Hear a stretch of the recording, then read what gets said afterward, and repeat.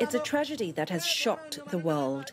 In a span of a year, more than 720,000 mostly Rohingya Muslims have fled Myanmar's Rakhine state into Bangladesh, describing violent persecution by military forces there. They chased our Rohingya people, shot and killed them, raped women, burnt houses, damaged mosques.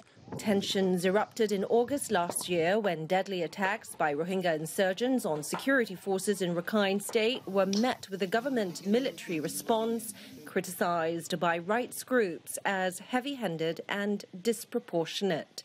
The Myanmar army denies responsibility, but a recent independent UN investigation found patterns of gross human rights violations committed against the ethnic minority group. The investigators want Myanmar's top military generals investigated and prosecuted for possible genocide, crimes against humanity, and war crimes. And this shows how far these crimes have gone. And I don't think that anyone who's been following this closely is at all surprised that they found that there was potentially genocidal intent behind the removal of Rohingya from Rakhine State.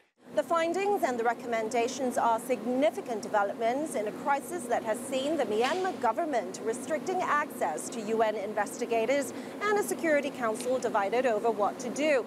Criticism has also fallen on China, with the US and some news reports suggesting that Beijing is shielding Myanmar from Security Council action. As far as China is concerned, this is an internal political matter that needs to be dealt with through mediation. Now, the Chinese are actually working quietly behind the scenes to avoid Myanmar becoming a really explosive item on the Security Council agenda. But Beijing's response is that the crisis needs to be handled delicately, given its complicated historical, ethnic and religious contexts.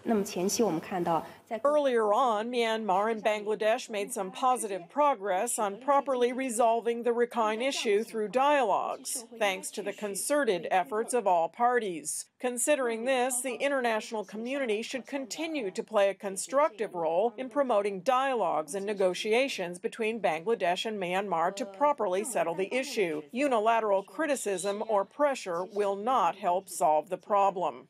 Still, foreign policy experts hope China can do more. I think this is a crisis where it could have a huge impact. And I get a sense that China is torn. It's torn between traditional allegiances, concerns about meddling in the sovereignty of another state, and the fact that I think it's genuinely appalled by what it saw take place in Rakhine State last year. So I think China is absolutely in the position to be a responsible global citizen.